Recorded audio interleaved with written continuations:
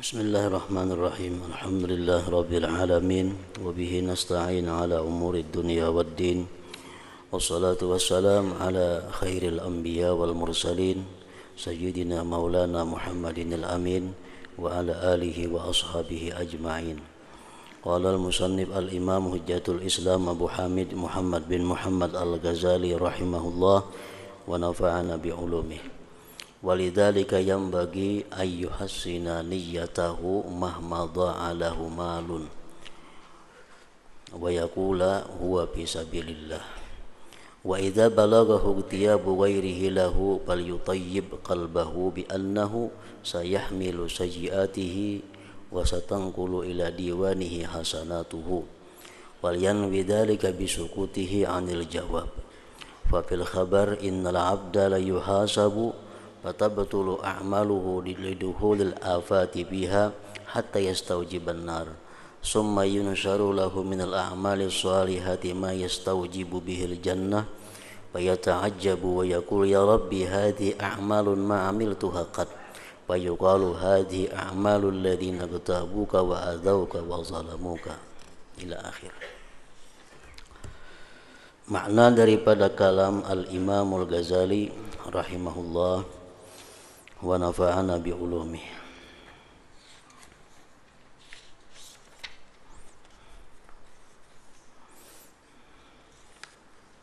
Karena itulah semestinya bahwa ia membaguskan niatnya manakala hilang hartanya. Orang yang kehilangan harta, baik diambil maling atau tercicir di suatu tempat sehingga kehilangan hartanya, orang tersebut alangkah baiknya dia berkata itu di jalan Allah. Artinya harta yang tercicir tadi dijadikan fi sabilillah.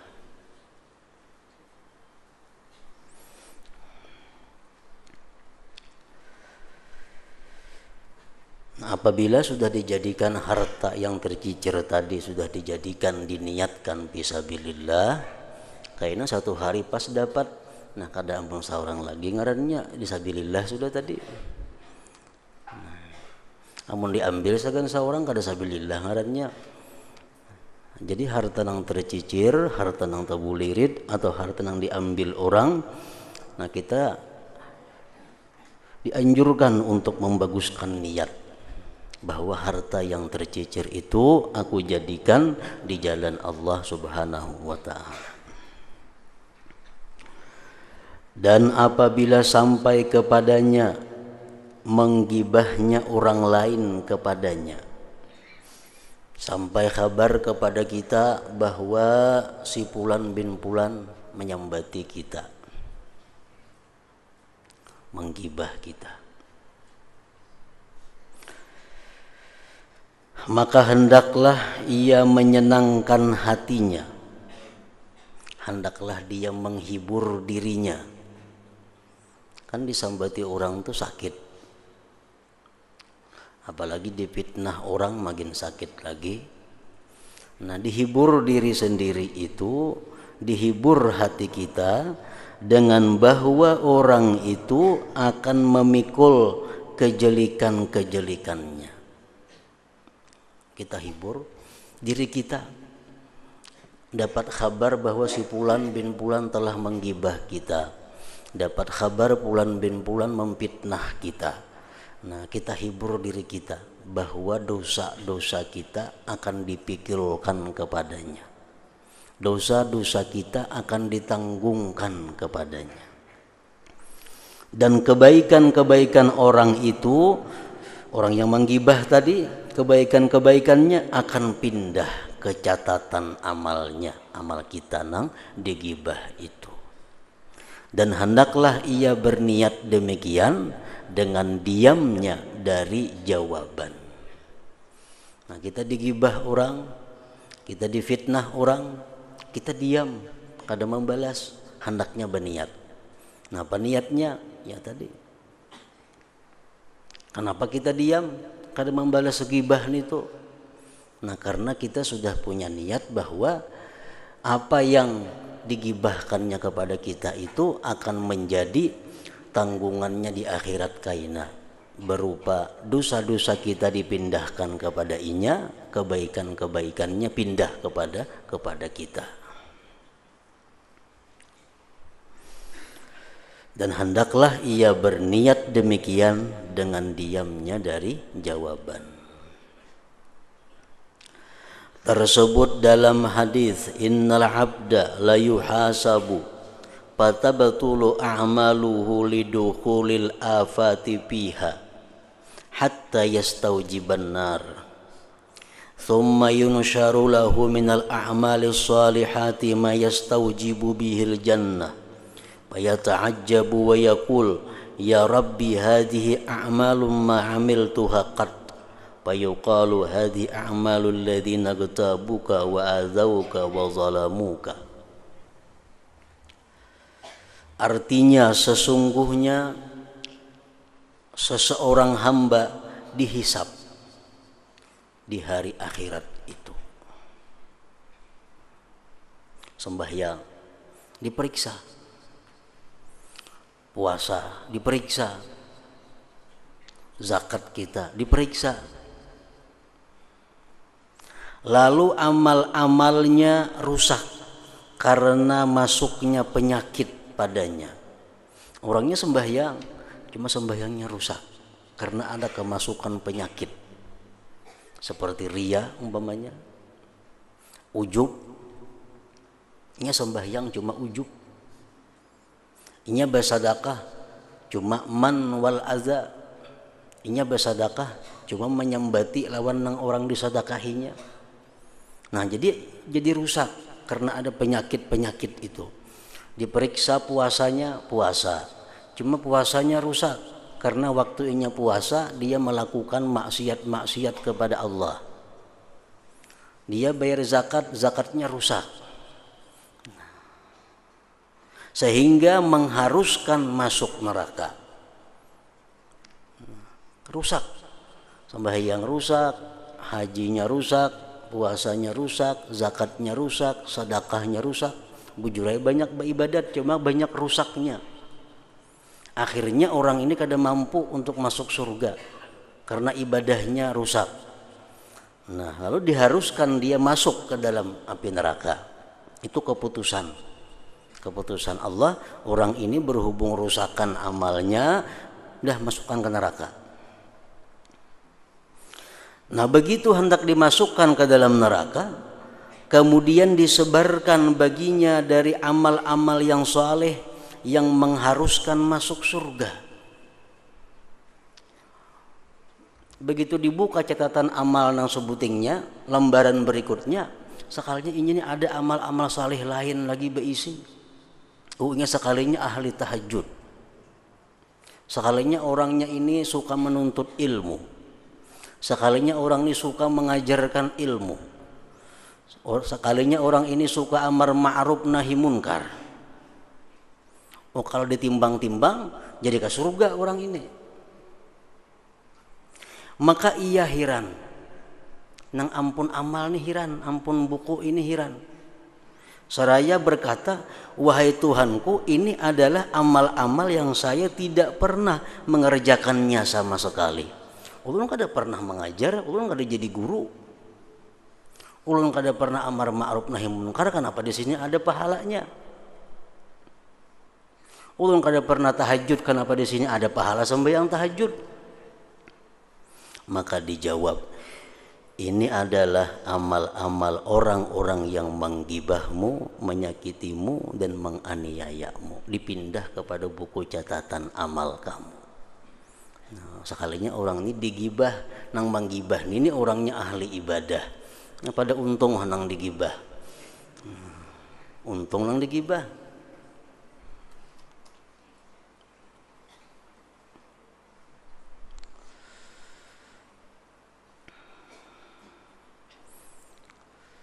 Nah, jadi hendaknya apabila sampai kepada kita berita-berita, kabar-kabar bahwa orang menyambati kita, orang menggibah kita, kada perlu dilayani. Kada perlu dijawab, kada perlu disanggah, didangarakan haja. Ini menhabis kena kunciannya ampih menggibah. Namun kita macam itu karena amal kebaikannya pindah kepada kita, amal buruk kita pindah kepada catatan amalnya di akhirat lainnya. Nah sebaliknya macam itu juga di akhirat umpamanya kita periksa catatan amal kita, di situ ada minum arak, maka kita kada suah minum arak. Kenapa ada dosa minum arak? Di situ ada catatan dalam buku itu bahwa kita memakai emas laki-laki nih. Maka tidak ada pernah emas, kenapa ada? Oh sekalinya kita menggibah orang nang minum arak, menggibah orang nang memakai emas, dosanya tak pindah kepada kita. Nah jadi hiburlah, tenangkanlah diri kita yang merasa digibah dengan demikian tadi. Dan dalam sebuah hadis disebutkan innal abda la yuwafi yaumal qiyamah bihasanati amsalil jibal law khalasat lahu ladakhalal jannah fayati wa qad zalama hadza wa syatama hadza wa daraba hadza fayuqtassu li hadza min hasanatihi wa li hadza min hasanatihi hatta la yabqa lahu hasanah fataqulul malaikatu qad faniyat hasanatuhu wa baqiya talibun fayaqulullah alqu alaihi min sayyiatihim thumma suqqu lahu sakkan ilan nar. Artinya sesungguhnya hamba itu kelak didatangkan pada hari kiamat dengan amal kebaikan seperti gunung-gunung, amal haji, amal umrah, amal sedekah, amal macam-macam yang seandainya murni baginya niscaya ia masuk surga. Seandainya amal-amal kita ini kada bermasalah, kita bisa masuk surga karena banyak berisi amal kebaikan. Pemuasa ada lawan inya, tahajud ada lawan inya, sosialnya ada lawan inya, semuaan lengkap. Lalu ia datang di mana ia telah menganiaya orang. Tapi dalam dunia inya pernah menzalim orang, belum sempat minta halal mati. Mencaci orang, menggibah orang, belum sempat minta maaf, minta ridha, mati. Dan memukul orang ini. Maka diambil untuk orang ini dari amal kebaikannya dan untuk orang ini dari amal kebaikannya sehingga tidak tersisa amal kebaikan baginya. Habis dibayarkan hutang kebanyakan. Para malaikat berkata, ujar malaikat, telah habis amal kebaikannya dan masih tersisa orang-orang yang menuntut. Amal sudah habis ya Allah dibayarkan lah. Maka banyak lagi antrian yang menuntut si din ini. Maka Allah Ta'ala berfirman, limparkan atasnya dari kejelikan-kejelikan mereka. Sudah habis bebayar kita kada cukup, dosa orang kita tanggung. Kemudian hantamkanlah kepadanya dengan hantaman ke neraka. Akhirnya dia didorong sehingga masuk ke dalam api neraka karena habis modal akakat.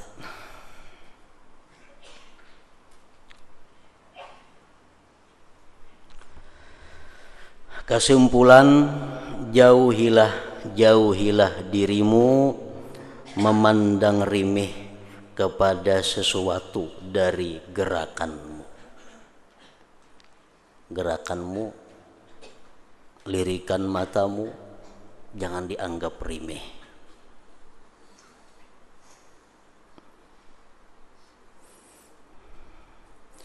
Bila dianggap rimih gerakan-gerakan kita, dianggap inting tingkah laku kita, niscaya kamu tidak akan dapat menjaga diri dari tipu dayanya dan kejahatannya,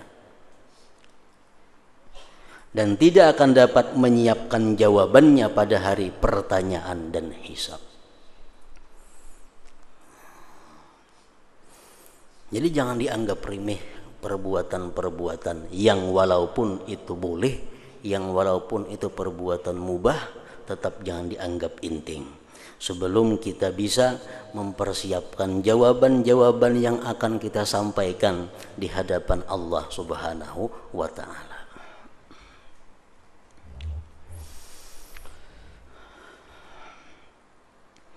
Para ulama-ulama terdahulu mengajarkan kepada kita tentang pekerjaan kita sehari-hari. Mereka mengajarkan kepada kita bagaimana caranya supaya dalam hal kita berpakaian dan seumpamanya kita bisa mempertanggungjawabkan di hadirat Allah Subhanahu wa ta'ala. Setiap hari kita pasti berpakaian. Pasti berpakaian. Nah, berpakaian itu supaya jadi baik, supaya jadi manfaat di dunia dan akhirat, mesti diniatkan imtitsal amrillah, menjunjung perintah Allah, fi satril aurati, pada menutup aurat. Allah menyuruh menutup aurat. Jadi kita menutup berpakaian. Niat kita apa? Pertama, menjunjung perintah Allah dalam menutupi aurat kita.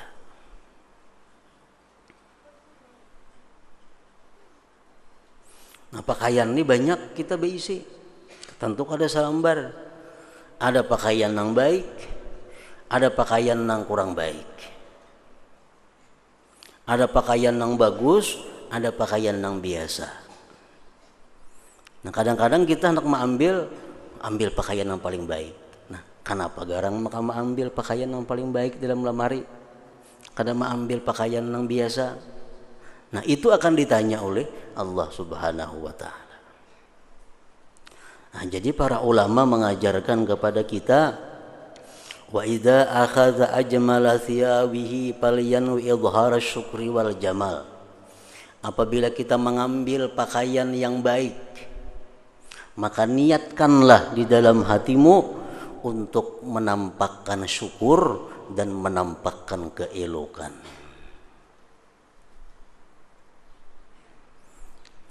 Hendak memakai baju yang baik hari ini, atau hendak menukar baju yang mahal. Napa niatnya supaya jangan tersalah, menampakkan syukur dan keindahan. Bujur kada bujurnya niat di dalam hati itu Allah yang menilai kaina.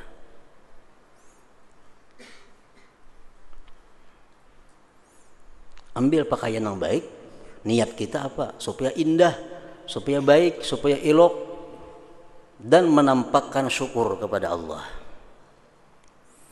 Rasulullah sallallahu alaihi wasallam bersabda, "Innallaha yuhibbu ayyura atharu ni'matihi ala abdihi." Allah Ta'ala itu suka bahwa dilihat bekas nikmatnya atas hambanya. Kalau kita bisi duit selamari tahulah orang. Kadangnya tahu orang, mau disimpan dalam kamar duitnya. Nah, Allah kada katuju nikmat itu kada kelihatan orang. Kalau kita tukarakan pakaian yang baik, perhiasan yang baik, nikmat Allah jadi kelihatan pada diri kita. Nah, Allah katuju nikmat itu dilihat orang.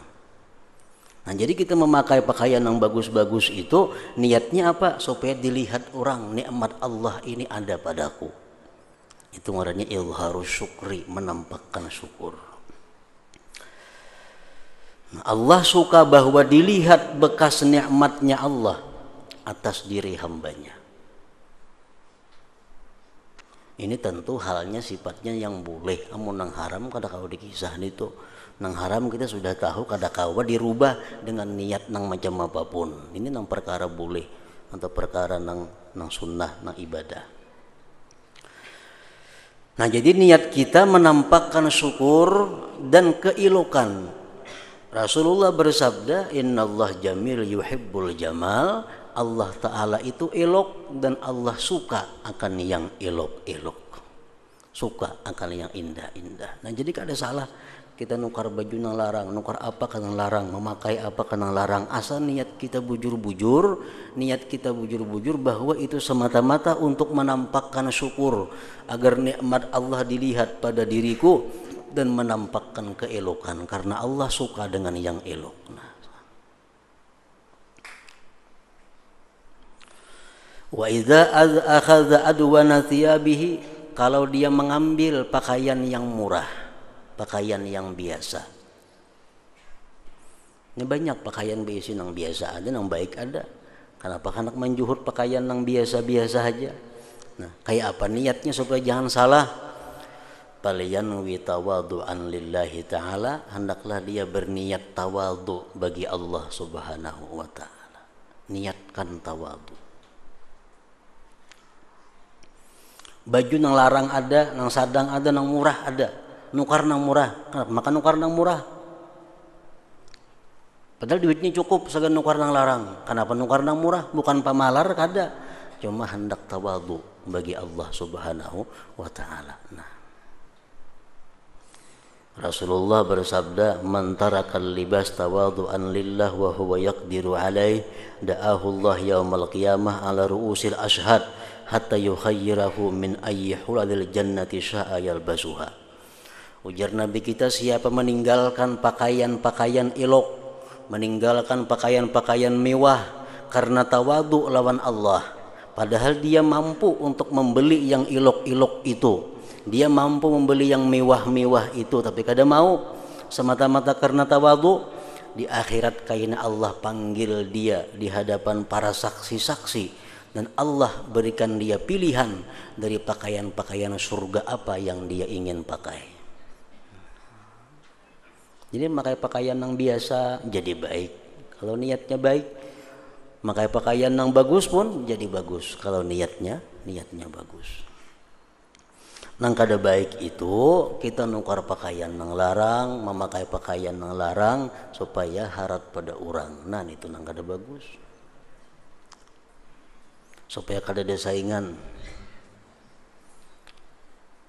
Nah itu kada boleh. Padahal pakaian itu baik, pakaian itu boleh. Cuma karena niatnya hendak bagak tadi, niatnya hendak jangan disamai orang. Mun aku nukar nang 1,5 juta, orang banyak aja nang kawan nukar. Mun aku nukar nang 10 juta, orang kada kawannya nukar, nah itu nang kutukar. Nukar pakaian nih. Nah itu iya nang jar Nabi kita, man labisa sauba syuhratin albasahullah yaumal qiyamah sauba madzallatin summa yaltahibu fihi ila pinnar. Siapa-siapa yang memakai pakaian untuk kemasyhuran, memakai pakaian untuk maharati pada orang, memakai pakaian supaya dianggap orang inya itu sugih, memakai pakaian supaya dianggap inya itu macam-macam. Nah kayaknya di hari kiamat Allah pakaiani dia pakaian kehinaan yang bernyala api padanya di dalam api neraka. Jadi para ulama mengatakan wa man labisa siyab ala niyyati riya'in wa kibrin fayu'aqabu alaihi. Siapa memakai pakaian dengan niat riya, memakai pakaian dengan niat riya dan sombong, maka dia akan disiksa atasnya. Nah, karena niatnya. Padahal pakaiannya boleh-boleh aja, pakaiannya mubah aja, cuma karena niatnya tadi bagak, niatnya hendak melebihi pada orang, niatnya hendak dipuji orang dengan pakaian itu, akhirnya dia disiksa di hari kiamat. Nah jadi pakaian ini kadang-kala dianggap inting. Kenapa? Karena kita sehari-hari berpakaian. Mau saben hari niatnya salah, dosa di situ juga sering banyakkan sudah.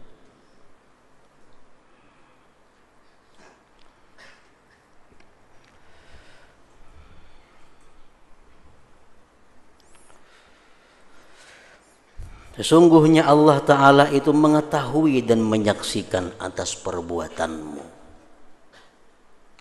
Allah mengetahui kadang-kala didustai. Kalau pang dimuntung aku niat karena larang ini supaya bersyukur, tapi di hati ada bercampur supaya agak Allah kadang-kala didustai, ini tuh tahu aja kayaknya ada hitungannya.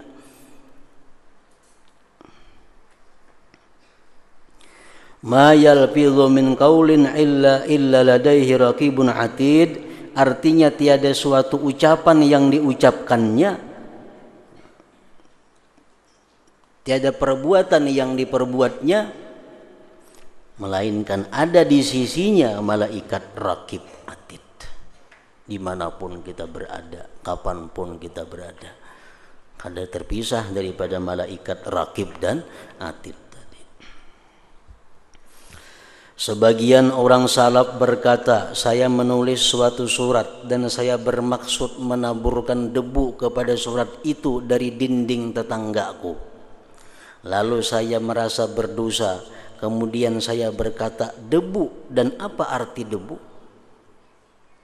Ini mengambil debu tetangganya, debu tetangga diambil.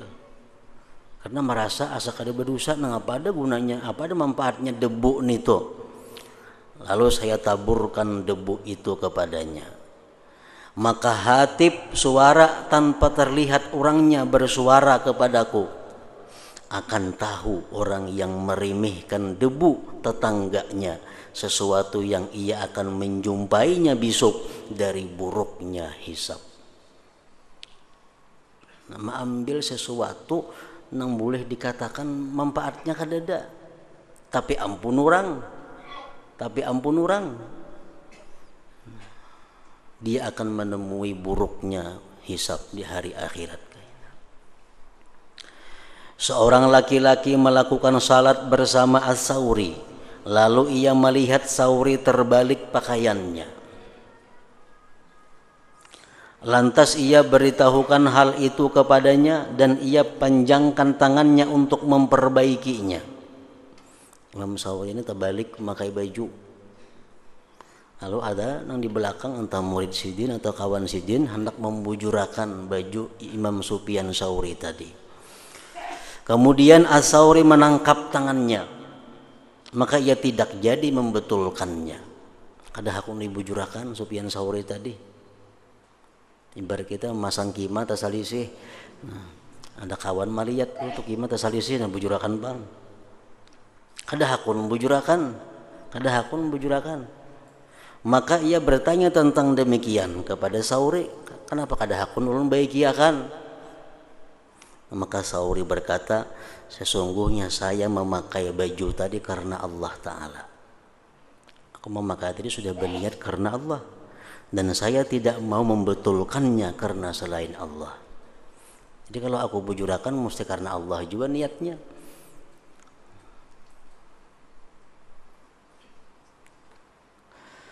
Al-Hasan berkata, sesungguhnya seorang laki-laki bergantung dengan laki-laki lain pada hari kiamat. Ada seseorang berpiruhut lawan seseorang lainnya di hari kiamat kaina berpiruhut. Lalu ia berkata, di antara aku dan kamu adalah Allah, ujarnya. Maka laki-laki yang menjadi tempat bergantung berkata, demi Allah saya tidak mengenalmu. Tapi yang berpiruhut lawan aku kok ada patuh lawan ikam ini. Laki-laki yang bergantung tadi berkata, tentu kamu ada patuh lawan aku. Kamu telah mengambil sebuah batu bata dari timbukku dan kamu telah mengambil sehelai benang dari pakaianku. Ada terasa.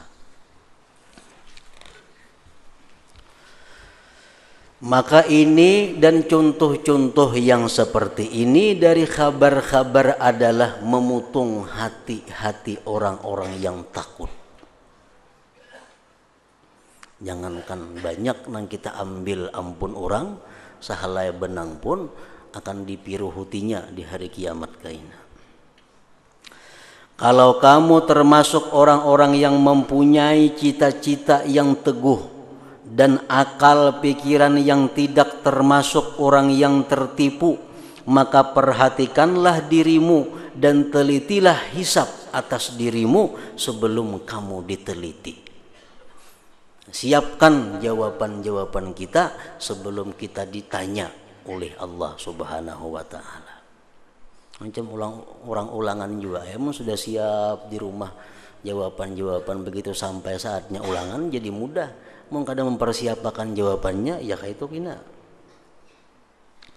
Dan intiplah hal ihwalmu, dan janganlah kamu diam, dan janganlah kamu bergerak selama tidak kamu pikirkan mula-mula bahwasanya mengapa kamu bergerak.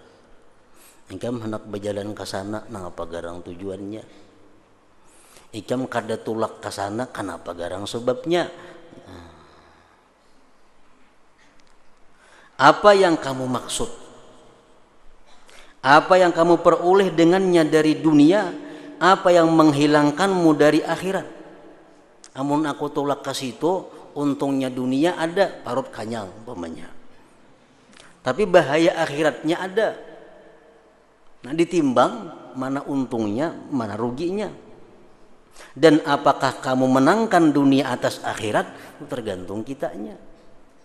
Walhasil sebelum kita melangkah, sebelum kita tidak melangkah, kita mesti sudah tahu apa sebabnya, karena apa. Apabila kamu mengetahui bahwa tidak ada pendorong kecuali untuk agama, maka laksanakanlah cita-citamu dan apa yang terlintas dalam hatimu. Kalau tidak, maka tahanlah. Yang kita kehendaki ini, bila dorongannya adalah masalah agama, bila dorongannya ini menguntungkan akhirat, laksanakanlah. Bila kada, tahanlah. Kemudian intailah juga hatimu di waktu kamu menahan dan mencegah. Ditawari orang kada hendak, itu pun mesti diintai. Karena sesungguhnya meninggalkan perbuatan adalah suatu perbuatan. Meninggalkan berbuat adalah satu perbuatan. Dan tidak boleh tidak baginya dari niat yang benar. Kita melakukan sesuatu ada niat yang bagus, kita tidak melakukan sesuatu pun ada niat yang bagus juga.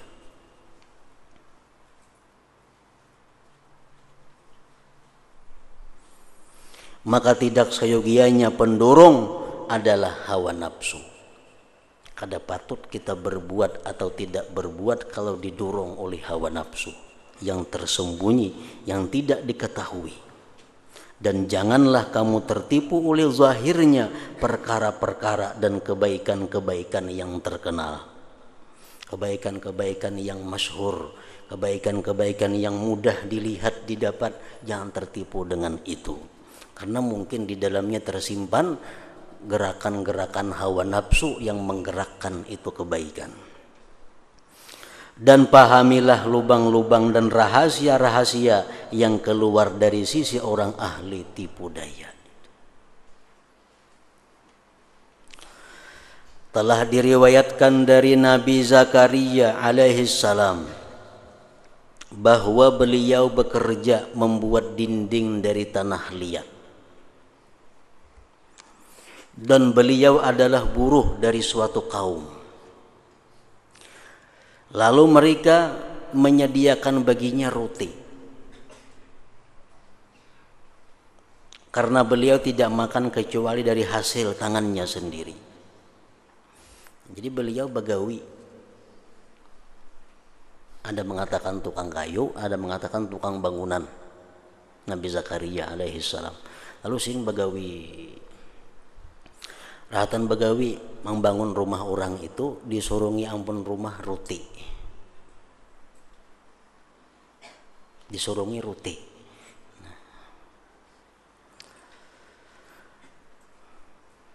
Lalu suatu kaum masuk kepadanya. Rahatan sidin makan roti, datang ada beberapa orang mendatangi Nabi Zakaria. Lantas beliau tidak mengajak mereka kepada makanan. Yang datang tadi kata ditawari sidin makanan, kada. Sidin makan aja roti ini tuh, minum makan roti, kada bertawaran lawan yang datang tadi. Sehingga beliau selesai. Maka mereka heran daripada yang demikian, karena mereka tahu kezuhudan dan dermawannya. Heran, kenapa Nabi Zakaria kayak ini? Pada orangnya dermawan, kenapa makan kada bertawaran? Dan mereka menduga bahwa kebaikan itu pada mencari pertolongan pada makanan. Padahal menawari orang makanan itu baik. Yang makanan nah itu baik kan itu. Kenapa Nabi Zakaria kada bertawaran makan roti tadi? Maka Nabi Zakaria alaihissalam bersabda, sesungguhnya aku bekerja bagi suatu kaum dengan upah. Aku kesini membangunkan rumah orang ini berupah. Dan mereka menyediakan bagiku roti agar aku memperoleh kekuatan dengannya atas pekerjaanku. Mereka memberi roti supaya aku kuat bagawi. Maka jikalau kamu makan bersamaku, mun kau tawari ikam roti, ikam hakun makan, maka roti itu tidak mencukupimu dan tidak mencukupiku. Mun ikam ku tawari makan, ikam umpat, aku kada kanyang, ikam kada kanyang. Dan aku lemah dari mengerjakan pekerjaan mereka.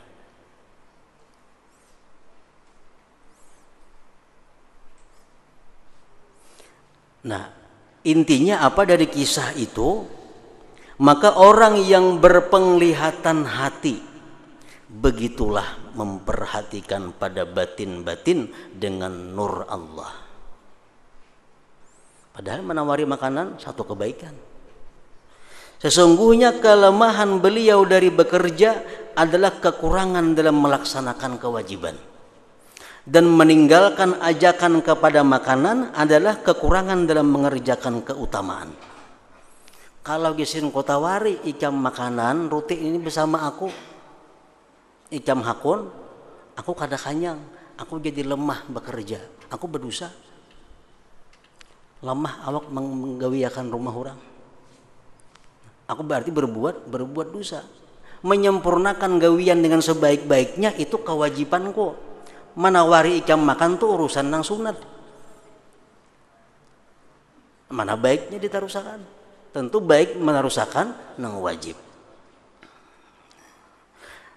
Dan tidak ada hukum bagi perbuatan utama beserta perbuatan wajib. Sesuatu nang wajib kada kawa dikalahkan dengan perbuatan apapun. Nah ini contoh bahwa sidin kada hendak berbuat nang sia-sia. Kada hendak berbuat sesuatu nang walaupun pada zahirnya baik, tapi dampaknya pengaruhnya membawa kepada lemahnya awak untuk mengerjakan bangunan. Nah itu merupakan kewajiban sidin. Nah ini artinya perkara yang penuh dengan tipu daya. Ini perkara yang penuh dengan kehati-hatian. Bila kurang melihat dengan cahaya Allah, ya kayak tadi. Yang penting tawari kawan dulu makanan, roti. Biar kanyang nggak kada kah. Nah karena kada nawari kada baik, padahal itu adalah salah. Kita menawari perbuatan yang sunat, tapi menyempurnakan gawian orang perbuatan yang wajib. Sebagian mereka berkata, saya masuk menghadap Sufyan. Bailang kepada Sufyan dan ia sedang makan. Sufyan sedang makan. Maka ia tidak berbicara denganku. Hira-hiran aja kada apalagi menawari. Sehingga ia menjilati jari-jarinya sampai tuntung makan. Kemudian ia berkata, ujar Sufyan Tsauri, jikalau tidak bahwa saya mengambilnya dengan berhutang, niscaya saya suka bahwa kamu makan bersamaku. Aku gesin nukar nasi ini berhutang juga. Jadi nukar makanan ini berhutang kayak pendak menawari ikam. Sufyan berkata, barang siapa mengajak seseorang kepada makanan dan tidak ada baginya keinginan bahwa seseorang itu makan dari makanan itu, maka jika orang itu mengabulkannya dan ia makan, maka atasnya dua dosa. Kita tuh menawari orang makanan, tapi dalam hati kita mudahan jangan hakun makan inya. Sekalinya hakun inya makan, dapat dua dosa. Dapat dua dosa. Jadi kada kau basa-basi menawari orang itu. Barang siapa mengajak kepada seseorang kepada makanan dan tidak ada baginya keinginan bahwa seseorang itu makan dari makanan itu,